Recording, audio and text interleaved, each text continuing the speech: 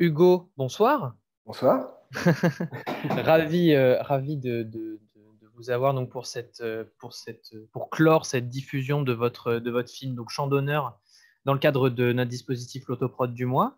Donc bon, cette interview-là, contrairement à la précédente, elle se fait avec les moyens du bord en distanciel puisque évidemment le confinement est toujours de vigueur. Mais du coup, donc on va pouvoir attaquer le temps que les questions viennent par le chat de cette discussion en live. Je voulais d'abord voir avec vous, d'aborder en fait, de par le nom du dispositif, l'aspect production du film. Comment est-ce que vous avez mis en place un projet de cette envergure-là, qui a quand même la carrure d'un court-métrage produit, mais avec vos propres moyens en fait? Alors, déjà avec beaucoup de passion, on va dire. Ensuite, ce qui s'est passé, c'est que le tout était de réunir une équipe. J'ai travaillé avec énormément de personnes qui avaient une certaine envie par rapport à ce projet-là. Donc, une fois qu'on avait l'équipe, j'avais aussi une piste de décor qui m'intéressait beaucoup en parallèle. Donc, c'était un petit peu le nerf principal.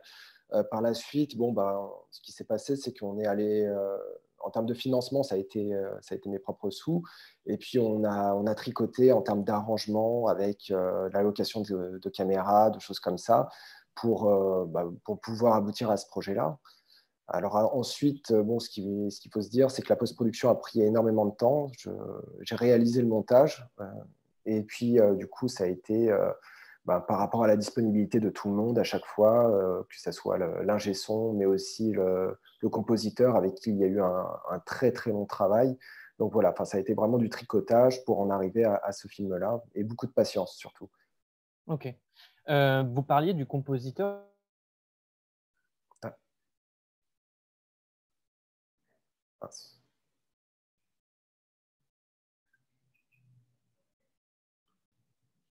Ah, j'ai peut-être bugué. Ouais, j'ai Ouais, bugué. Donc, du coup, je disais, autant qu'on fasse un crochet sur la musique du film tout de suite, d'accord, très bien.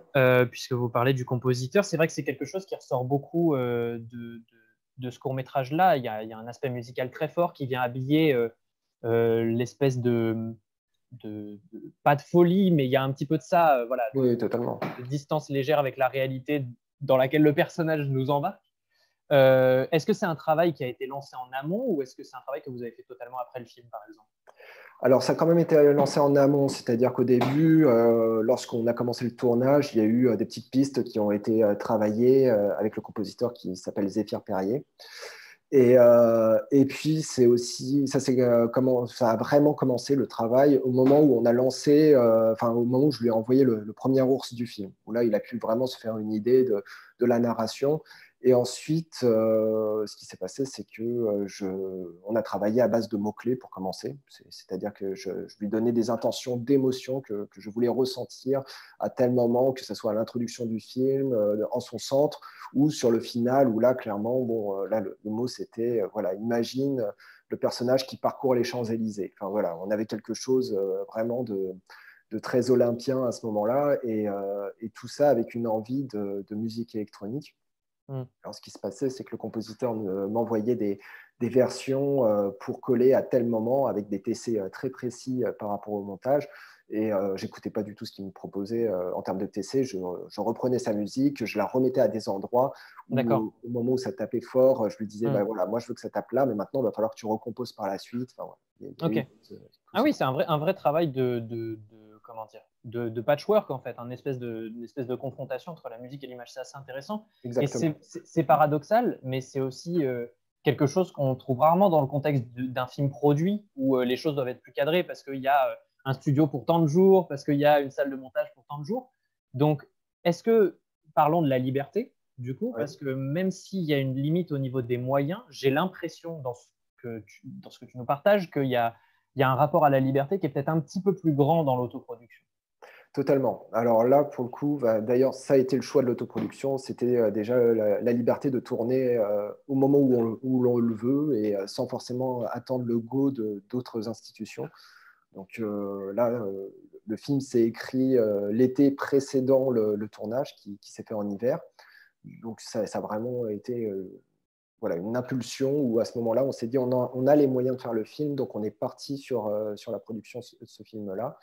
Et c'est pareil pour la post-production, c'est-à-dire que là, du coup, on s'est lié un petit peu par rapport à comment dire, aux emplois du temps de tout le monde. Et c'était surtout aussi oui, de raconter le film tel qu'on l'imaginait, enfin, voire même s'autoriser à prendre des digressions, à se dire, bon, voilà, de base, le scénario racontait ça, mais peut-être qu'on va essayer de l'emmener ailleurs sans forcément être frustré ou de frustrer qui que ce soit. Enfin, là, on est vraiment le propre client de son film. C'est plutôt intéressant. D'accord, ok. Donc, du coup, l'autoproduction était un choix, en fait. Totalement, oui. D'accord, ok. En parlant de choix, déjà, j'en profite déjà pour rappeler que nos chers spectateurs sont invités à nous poser des questions, enfin à te poser des questions, bien sûr. Je ne vais pas répondre à grand-chose. Je ne ferai que transmettre ces questions-là, mais voilà, le but, c'est aussi de créer un échange, d'avoir l'opportunité de pouvoir échanger avec un réalisateur qu'on accueille dans des conditions assez sympathiques, malgré tout. Donc, on parlait de choix. Je voudrais qu'on aborde un petit peu le thème du film. Il y a donc le sport et le tennis en particulier qui est au centre de ça. Est-ce que c'est quelque chose auquel tu tiens? Est-ce que c'est un thème qui te parle? Comment est-ce que tu en es venu à cette idée-là du film? Alors, étrangement, le choix du sport est arrivé plus à la dernière ligne de l'écriture plutôt qu'à la base. En fait, mais déjà, ce film, on va peut-être parler de l'écriture et de l'idée matricielle, est parti d'un rêve récurrent que je faisais. Et que, étrangement, suite au film, je n'ai plus fait. Donc, bon, comme quoi, il y avait une catharsis totale, qui était, je me rendais coupable d'un crime, peu importe le crime, et du coup, mon rêve commençait comme ça, et ensuite on partait sur une enquête. La plupart du temps, j'étais intégré dans l'enquête, et à la fin, on découvrait que c'était moi le coupable, et finalement, ça n'avait plus aucune conséquence par rapport au reste de l'histoire, alors que moi, à chaque fois, je me disais, ça y est, c'est fait, j'ai vraiment commis ce crime-là, c'est foutu pour moi. Et en réalité, la seule sanction que je recevais, c'était le désamour de tous mes proches. C'est les gens qui, justement, se détachaient de moi. Et du coup, de ce rêve-là, voilà, j'ai voulu l'insérer dans un court-métrage et et c'est à ce moment-là où le sport, le tennis est arrivé et s'est greffé à cette idée. C'est-à-dire que voilà, un personnage qui est dans la compétition non-stop et qui va d'une certaine manière tricher pour pouvoir gagner et qu'à la fin, tout ce qu'il a gagné, c'est voilà, d'être coupable auprès de ses pairs. Et quoi qu'il arrive, il restera malgré tout toujours dans l'ombre de son adversaire. Donc c'est à ce moment-là où le tennis, oui, c'est un petit peu marqué dans l'écriture. Et puis, il y avait aussi cette envie tout le corpus de couleurs, de textures qu'allait apporter ce sport-là, que ce soit dans les mouvements. Et encore une fois, oui, je reparle des couleurs, mais c'était pour moi quelque chose d'assez important d'avoir cette terre très, très rouge vive, ces balles de tennis qui rebondissent dessus. Enfin, il y avait vraiment quelque chose de complètement onirique. Et du coup, c'est comme ça que ça s'est accroché. Et donc, je rebondis là-dessus, et puis on a déjà une question du public, mais je rebondis là-dessus, j'en profite, parce que effectivement, c'est intéressant que tu mentionnes l'idée du rêve récurrent, parce qu'il y a effectivement quelque chose de très éthéré, de très irréel dans ce film. Le regard du personnage est toujours un peu dans le vague.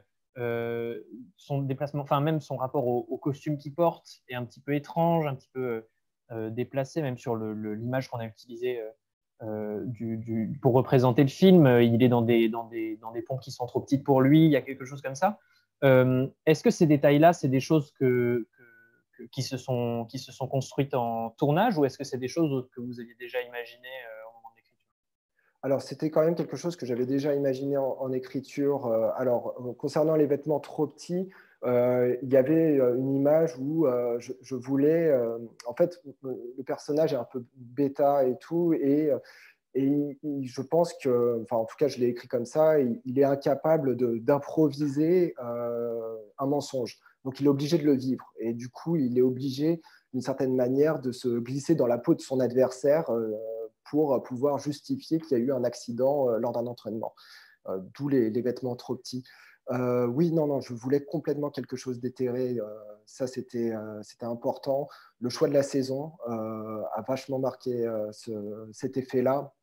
Le côté hivernal où tout est figé, le fait qu'il soit tout seul, comme si je voulais donner une impression un peu comme si on suivait la monotonie du dernier homme sur Terre, enfin, un côté un peu apocalyptique au final dans cette idée-là, avoir aussi cette espèce d'aspect un peu de fantôme qui erre dans les couloirs aussi, je trouvais ça assez important pour moi.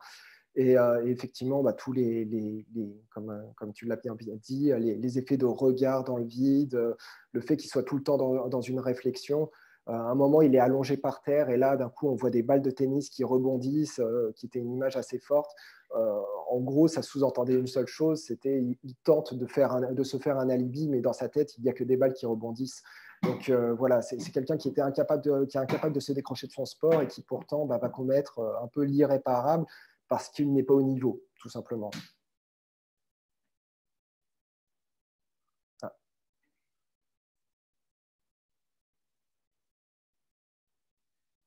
Voilà, j'attendais de revenir, je voyais bien que j'avais bugué. Donc j'en profite pour poser la question venant du public, elle est double en fait. D'accord. Donc elle était par rapport au choix de la durée du film et en réponse, comment dire, en écho à cela, la durée du tournage, puisque en autoproduction, donc c'est assez particulier comme condition. Alors, le choix de la durée du film. Le film faisait 10 minutes. À la base, lors des premiers montages, on en était arrivé à quelque chose qui faisait à peu près 15 minutes. Mais le problème, c'est que c'était beaucoup trop long. On va dire qu'il y a un mini twist en plein milieu du film. Et du coup, si vous suivez cette interview, c'est qu'à mon avis, vous l'avez vu, donc je vous le dévoile. Mais effectivement, enfin, je l'ai déjà dit en plus, il a tué son adversaire. Et en gros, le problème, c'est que le film tirait trop sur qu'est-ce qu'on est en train de regarder, qu'est-ce qui se passe. Et à un moment, on avait l'attention qui se décrochait totalement. En tout cas, c'était les premiers retours que j'avais. Donc, du coup, il a fallu un petit peu couper une tête à ce film qui en avait deux. Donc, on avait d'un côté l'énigme et on avait d'un côté le trajet du personnage un peu dans sa tête. Et donc, du coup, j'ai coupé l'énigme pour pouvoir retourner sur quelque chose de beaucoup plus restreint. Et du coup, 10 minutes, finalement, c'était un temps parfait pour ce qu'on avait à raconter. Concernant la durée du tournage, ça a été un tournage qui s'est fait en 2 jours, où on a quand même cravaché en 2 jours. Hein. Il a fallu rentrer à peu près 32 plans par jour.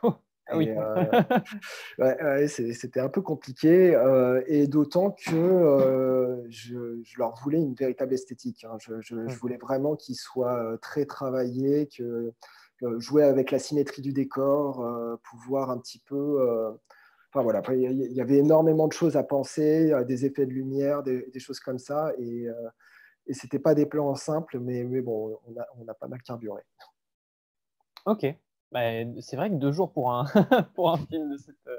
Ouais, mais malheureusement, voilà, on en revient au problème Oui, de bien sûr. production, c'est-à-dire que là, on n'avait pas de quoi payer une journée de plus ou quoi, et puis c'est pareil, c'est-à-dire qu'on a joué aussi avec les contraintes du lieu. On Ouais, était dans un club de tennis qui fonctionnait à plein régime pendant le ouais. tournage. Donc, commencer à retraduire un lieu vide alors que c'était bondé de monde, bon, bah voilà, il fallait un petit peu gérer les emplois du temps. Et mon assistante Réa a fait des merveilles pour ça. Donc, je la salue, Hélène Robert. Voilà. Une bonne mention à un métier de l'ombre Oui, qui est peu connu du grand public, c'est toujours bien. indispensable sur ce projet-là. Ah oui, ça, sur 2 jours, oui, maintenant on l'imagine. Qu'est-ce que je voulais dire? Oui, donc il y a justement quelque chose de. Enfin, il y a 2 choses auxquelles je pense. La première, peut-être, vis-à-vis de ce que tu disais, sur le rendu d'un lieu vide. Il y Oui, a quelque chose effectivement d'assez réussi de ce côté-là. En termes de travail de son, puisque tu parlais de la post-production qui a été longue, j'imagine que c'est plus de ce côté-là que le travail a été fait, ou est-ce que ça a été pensé aussi au niveau du tournage? Alors, sur le tournage, malheureusement, comme on était dans un temps restreint, enregistrer du son sur place, c'était très compliqué déjà pour les gars. Et puis même, il fallait des fois aller vite. J'hésitais pas de temps en temps à parler au comédien pendant qu'il était en train de jouer pour pouvoir justement le diriger. Donc, en réalité, le son s'est fait aux trois quarts en post-production. En réalité, le seul son direct qu'on a eu sur le moment, c'était tout ce qui était les voix.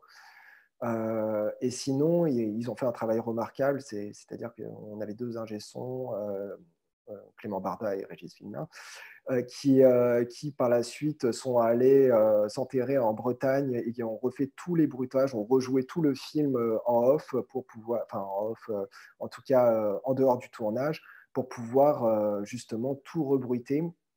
Et c'était très très important d'avoir ce son omniprésent, car il y avait vraiment ce côté un peu absurde des sons qui résonnent et tout. Enfin, le fait même de se dire, bon voilà, enfin, cette histoire-là aurait pu être une histoire un peu vraiment traitée de façon très très sombre, mais je voulais qu'on puisse se détacher en voyant ce personnage en étant seul.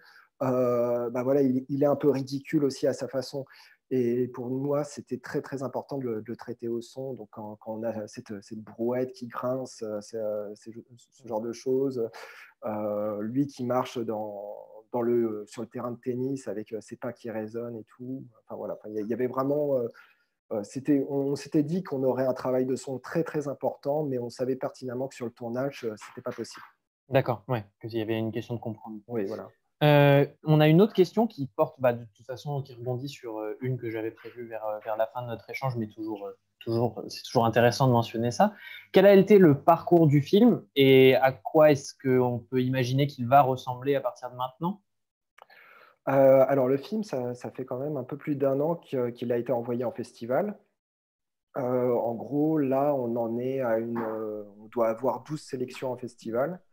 Là, actuellement, il a été sélectionné il y a quelques semaines et il est diffusé en ligne sur un festival italien à Rimini, qui est le festival Armacor, un festival dédié à Fellini. Donc, du coup, j'ai pris ça pour une véritable victoire. Mais du coup, voilà, le film, c'est offert des jolies sélections par-ci par-là, une au Brésil. Le problème de ce projet-là, c'est qu'il n'est pas très classable. C'est-à-dire que lorsque je dois remplir une feuille d'inscription en festival, je ne sais pas quoi dire. Je ne sais pas dire si c'est un film fantastique, si c'est un thriller, si c'est une comédie, et tout, puisqu'en fait, c'est un petit peu tout ça. Et c'est peut-être aussi des retours que j'ai eus en festival, c'est que les gens ne savaient pas forcément sur quel pied danser par rapport à ce film. D'accord. Et donc, donc le film a été sélectionné, mais n'a jamais reçu vraiment de prix ou quoi, mais toujours beaucoup de retours assez intéressants, assez éclectiques aussi. Euh, des fois, on ne comprend pas forcément le film, des fois, les gens comprennent plus que ce que moi j'avais envie de dire. Donc, du coup, à ce moment-là, il y a un véritable dialogue sur l'histoire du film. Et ce qui était assez intéressant, c'était d'avoir, en tout cas en contact avec le public, d'avoir l'impression que voilà, ce projet-là avait été lancé, mais que d'une certaine manière, il ne m'appartenait plus. Ok. Tu en parlais tout à l'heure assez succinctement. Moi, j'aimerais bien revenir sur le rapport avec le comédien. Oui. Déjà, comment est-ce que tu en es arrivé à le caster? Est-ce que c'est quelqu'un qui t'a démarché? Est-ce que c'est quelqu'un qui est venu se présenter en casting? Et puis, du coup, sur le tournage, tu parlais de la direction d'acteur qui était donc en continu. Est-ce que vous avez préparé le tournage en termes de répétition, tout ça? Comment, enfin voilà, juste plonger un petit peu dans la direction d'acteur. Alors, le comédien Charles-Édouard Popinet, je l'ai rencontré en 2013 dans un bar. Donc voilà, on était à un anniversaire et lui il faisait une soirée à ce moment-là. Et en gros, j'ai eu un coup de cœur pour lui. Et à ce moment-là, il avait les cheveux longs. Et je voulais faire un film post-école d'époque, tout aussi absurde, qui s'appelle Épilogue d'une romance nocturne. Et du coup, bon, voilà, je suis rentré en contact et je lui ai proposé d'être le personnage principal dans ce film-là. Et on a gardé contact, on s'est souvent revus, on a vraiment lié une véritable amitié. Et bon, connaissant aussi ses compétences, parce qu'on parlait du sport aussi, mais c'était pour moi assez important d'avoir un personnage, enfin, que le comédien sache faire du sport, sache faire ce sport-là. Et on avait le choix entre le golf et le tennis. Bon, on a choisi le tennis en tout cas. Et donc, voilà, c'est ce qui était assez intéressant en travaillant avec lui, c'est qu'il n'y avait aucune retenue. On n'avait pas peur de froisser les égos ou quoi, puisque on a vu qu'on se connaissait très très bien. Je pouvais lui dire les choses telles que je les imaginais. S'il n'était pas du tout dedans, je pouvais le recadrer sans avoir peur comment dire, de le froisser et tout. Et puis lui-même me faisait des propositions. On a répété un petit peu. Ça a été surtout le texte, mais je connaissais son jeu corporel et je savais que je pouvais avoir une pleine confiance en lui. Donc, ce qui s'est fait, ça a été surtout des rendez-vous en tête-à-tête, pas forcément pour le jeu, mais en tout cas pour discuter un petit peu de sa façon d'interpréter le personnage. Ok, d'accord. On nous pose une question à nouveau dans le chat, outil formidable de technologie. J'en profite pour vous rappeler que vous pouvez poser vos questions directement, hein. On les lit. Je ne fais pas mon interview personnelle d'Hugo Briand. Au contraire, le but est de vous proposer un échange avec lui. On nous demande quelles ont été les influences cinématographiques, pour le coup, pour le film. Les influences cinématographiques, elles sont multiples. Alors, il y a beaucoup de bandes dessinées aussi, hein, qui m'ont pas mal inspiré. Mais si on doit aller du côté des influences cinématographiques, j'irais plus du côté du cinéma japonais, des films un peu que ça soit Symbole de Tsukamoto, non, pas Tsukamoto, voilà, j'ai oublié le nom du réalisateur, je m'excuse, mais voilà, des films du style Symbole, A Taste of Tea, il y avait un petit peu de Tati aussi dans ces histoires-là. Pas mal de Blié aussi, ça c'est important de le souligner. Il y avait aussi Série Noire qui m'a beaucoup inspiré aussi par rapport à ce personnage-là. Et puis un petit peu des frères Cohen avec ce côté un peu loser magnifique qui me plaît toujours autant. Et j'aime beaucoup les personnages qui sont un petit peu perdus et déconnectés de la réalité. Et du coup, voilà, c'est un petit peu là aussi où je suis allé piocher. D'accord. On nous demande également si tu serais prêt à recommencer, à faire un autre film dans les conditions dans lesquelles celui-là a été fait, c'est-à-dire en autoproduction, ou est-ce que c'est quelque chose qui t'a plu? Tu parlais de choix au début, donc ça répond déjà un petit peu à la question, mais est-ce que tu serais prêt à te relancer dans une expérience comme celle-là, ou par exemple, la longueur de la post-production a pu te lasser? C'est ce qui arrive parfois avec certains réalisateurs. Alors, ce n'est pas la longueur de la post-production, mais c'est plus l'énergie à déployer pour préparer un tournage comme celui-là qui a été compliqué.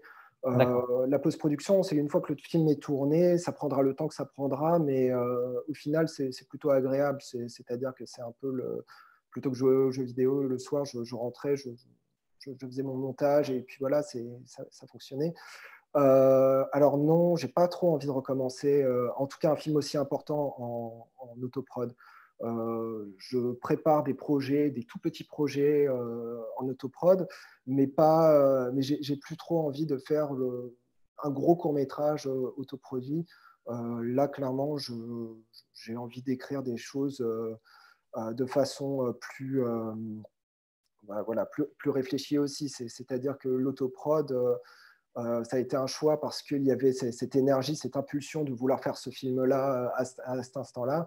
Malgré tout, lorsqu'on se retrouve au montage, on se retrouve aussi face à des choix qu'on n'a pas forcément réfléchi à un moment et où, à ce moment-là, on est obligé de recomposer l'histoire. Et c'est vrai qu'il y a eu beaucoup d'énergie d'un coup et il y avait et pas forcément énormément de réflexion lors de l'écriture, beaucoup d'écriture spontanée. Ouais. Et c'est vrai que maintenant, bon, je pense que j'ai envie de commencer à développer des projets beaucoup plus réfléchis. D'accord, ok. Donc sur une préparation plus étendue. pour Exactement. derrière avoir le reste de l'énergie qui soit, comment dire, utilisée de manière compacte. Voilà, Euh, exactement. Et c'est ça. voilà. Une autre question sur le genre du film. Est-ce que l'aspect fantastique, appelons-le comme ça, du film, même si le film ne tombe pas totalement, enfin ne correspond pas totalement à toutes les petites cases de ce genre-là, est-ce que c'est une envie qui traverse tes différents projets? Est-ce que toi, tu as l'impression de rencontrer, si oui en tout cas, est-ce que tu as l'impression de rencontrer des obstacles de ce côté-là pour défendre des films comme ceux-là? Alors, je suis un très, très grand fan de fantastique, et là, en fait, enfin, il y a pas de malheureusement, c'est ce genre de projet, ils sont plus oniriques que fantastiques. C'est-à-dire que il y a tout lorsque je travaille, ce film-là, mais c'est le troisième d'une trilogie, on va dire, puisqu'il y a eu 2 autres films qui étaient un peu dans cet univers, où on oscille entre le rêve et la réalité, mais peu importe, en fait, on se concentre sur l'histoire qui nous a racontée. Et le rêve devient un outil narratif, en quelque sorte, où on s'autorise justement de casser le quatrième mur, de faire des sauts temporels et de lieux.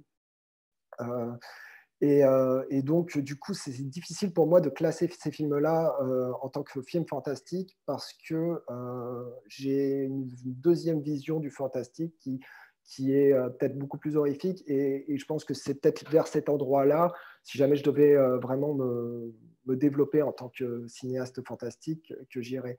Donc, pour moi, ces films-là ne font pas trop partie d'un corpus fantastique, bien qu'il D'accord. y ait un tout petit peu de fantastique Ok. dedans. Ouais.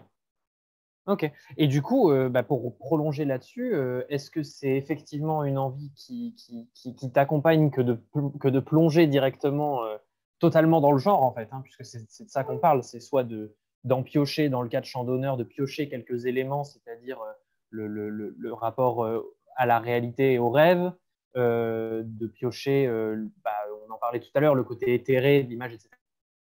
C'est une envie que tu as de plonger totalement dans le genre fantastique ou au contraire, est-ce que c'est pas plus que ça?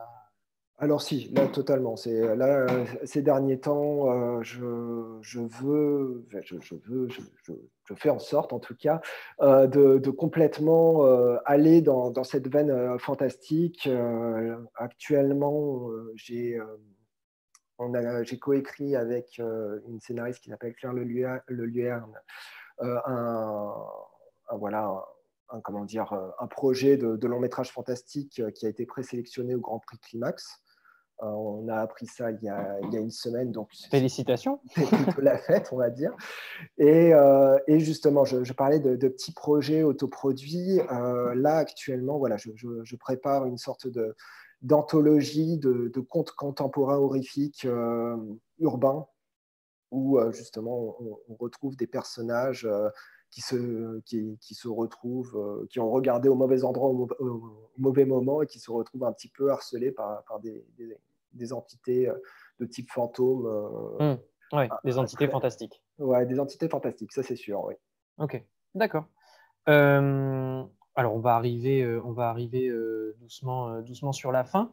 Puisqu'on parle des projets, autant que je pose la question à laquelle on me répond une fois sur deux, je ne peux pas encore en parler, une fois sur deux, j'ai ci, j'ai ça, j'ai ci, j'ai ça. Quels sont tes projets, toi, pour la suite? Qu'est-ce qui se profile? Alors, je peux en parler tant que pour l'instant c'est pas encore fait, mais actuellement je prépare un court métrage d'animation fantastique aussi. Donc le scénario est prêt, on est en train de monter le dossier avec la boîte de prod qui m'a accompagné lors de Champ d'honneur, qui s'appelle Cerf-Volant Film. Je développe cette petite anthologie de courts-métrages fantastiques et puis même chose, je travaille sur mon long métrage. Donc voilà, enfin, je pense que Beaucoup de développement beaucoup pour de développer. développement actuellement. Voilà, je suis Ok. plus dans une démarche effectivement de réflexion, d'où les petits projets autoproduits qui vont me permettre un petit peu de décompresser et de partir au tournage. Ouais, d'explorer, Ouais, exactement. d'expérimenter, en fait. Ok, très bien. Bah, en tout cas, on ne peut que te souhaiter le meilleur pour la suite. Merci de nous avoir accordé donc, cet échange pour clore notre deuxième sélection de l'autoprod du mois, donc ton film Chant d'honneur. Et puis donc nous faisons une pause pour l'autoprod du mois pour le mois de décembre pour revenir plus fort à l'année, aux heures de l'année 2021. Voilà, donc la prochaine autoprod du mois, vous pourrez la retrouver en janvier 2021. Et puis, même système que d'habitude, voilà, trois journées complètes de diffusion, puis un échange en direct. Merci à celles et ceux qui ont posé des questions. Et puis, merci encore une fois à Hugo Bréant de nous avoir accordé cet entretien. Et puis, bonne soirée à tous et à toutes. Voilà. Bonne soirée. Au revoir. Au revoir. Ok, vous m'entendez? Oui. Du coup, le live est fini. Moi, je crois que Titouan est parti. Voilà. En tout cas, juste pour dire que ça s'est bien passé. Du coup, c'est cool. Il y a eu pas mal de questions. Et finalement, on a oscillé entre 25 personnes constamment, quoi. Donc, c'est pas mal, quoi. En tout cas, c'était interactif. Je sais pas comment tu l'as senti, toi. Ah oui, j'ai senti interactif, effectivement. À aucun moment, il y a eu du doute ou quoi. Ça a très bien fonctionné. Du coup, voilà, vu que c'est enregistré, on va un peu la retoucher, la vidéo. D'accord. Est-ce que tu souhaites qu'on te l'envoie? Ça peut peut-être servir, je sais pas. Oui, je veux bien que tu me l'envoies. Et puis, oui, n'hésite pas, si jamais tu la mets en ligne, à me taguer. Et puis comme ça permettra de faire le relais aussi. Ok, ça, je verrai avec Titouan, mais ouais, du coup, parce qu'en fait, on se dit, c'est pour ça qu'on a fait un peu ce format-là, c'est qu'on n'a pas forcément. Parfois, on passait les films en rencontre projection, mais on ne laissait pas les auteurs, réalisateurs aller en profondeur sur leur carrière, sur leurs intentions. Et là, au moins, c'est. Bon, voilà, faut pas se focaliser seulement sur le nombre de visionnages, de spectateurs. Il y a aussi tout ce. Enfin, voilà, au total. Ça fait quand même pas mal d'interactions autour du projet. Et puis, je ne sais pas si ils t'en ont parlé, mais du coup, tu es sélectionné directement pour le label film. Je t'en avais parlé. Oui. Ouais. Bon, voilà, c'était juste pour dire ça. Et concernant le label film, du coup, ça va, comment ça va se passer, en fait? Le label film, moi, je suis là depuis très peu de temps, donc j'avoue, j'étais pas là au label 2020, mais il me semble que tous les films qui sont projetés pendant l'autoprod du mois concourent, et c'est un jury qui choisit en fait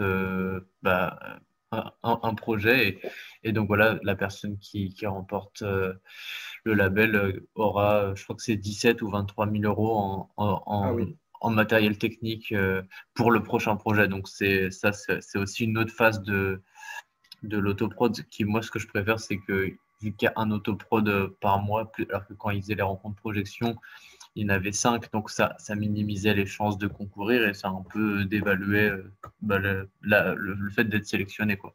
Oui, d'accord. Bon, effectivement, oui, Donc voilà. Très bien. En tout cas, Félix, merci pour tout. Et puis voilà, j'espère qu'on aura réussi à faire assez de communication tout autour. Mais voilà, écoute, j'ai plus qu'à te dire à bientôt. Yes, à bientôt. Bonne soirée aussi. Oui, voilà, bonne soirée. Au revoir. Au revoir.